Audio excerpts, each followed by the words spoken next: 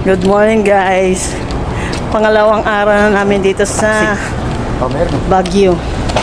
So a day in my life as a vlogger in 2026. So mga guys, ito ang unang vlog ko ng 2026. Hello! Na-miss niyo ba ako mga guys? So I hope so.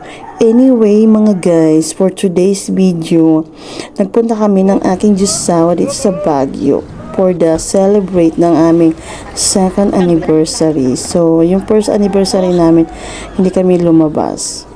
Naghanda lang ako ng konti. So, bago kami nag-akit ng Baguio, nagpunta muna kami ng Manawag kasi matagal na naming planong magpunta ng Manawag. So, thank you naman po at natuloy din po ang aming Manawag. So itong aking Diyosawa is hindi pa nakakakit ng Baguio.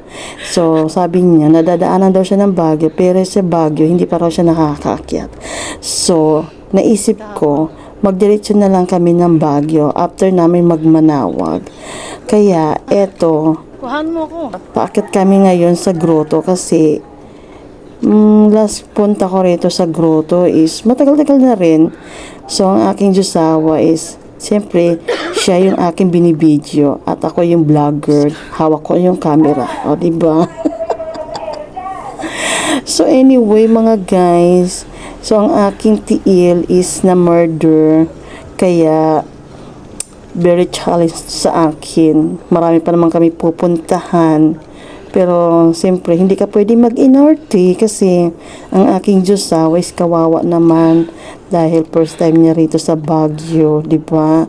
So, tiis ganda muna ako mga guys. Kaya siya lang muna ang aking bibidyohan, di ba? So, medyo ang aking is camera ay malikot kasi nga yung aking lakad is pakiangkiang ba? Kumbaga, pakiangkiang. So, step by step kasi ang aking ginagawa dyan mga guys. So, first time kong videohan itong grotto kasi nung nagpunta kami dito, nag-shortcut kami mga guys. Doon kami nauna sa taas na, hindi kami nauna sa baba. So, pagkaakit namin, nag-start na yung mass kasi late na rin naman ang punta namin dito. Pero nakaatin naman kami ng mass sa Manawag dahil linggo naman ang araw na to. Tapos, sa Manawag, Sabado. So, okay na rin. Pero kahit late, naka-attend din naman kami kahit papano. So, after niya, nagtirik na kami ng kandila. Tapos, dasal. Siguro meron din kaming isang oras na natili dito sa grotto. Kasi after na matapos yung mass, naupo lang kami ng aking Diyosawa. Muni-muni, ganyan. Kasi ang sarap ng simoy ng hangin. Tapos, ang lamig-lamig. Tapos, ang decide na rin kami bumaba. Pero, nakita namin ito. So, sabi niya, magsuot daw kami nito picture, diba? Ang cute. After nyan, kain muna kami, tapos pupunta na kami ng Igorot Stone.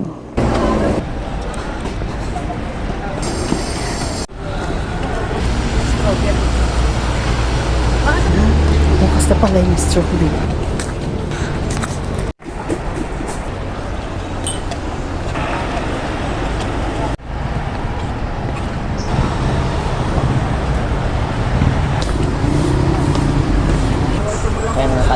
Oo, saan? Anong wala dito sa Baguio? Hindi, sabi mo kahapon eh. Anong wala sa Baguio?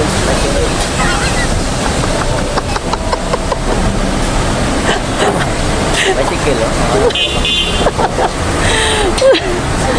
Wala raw tricycle dito sa Baguio.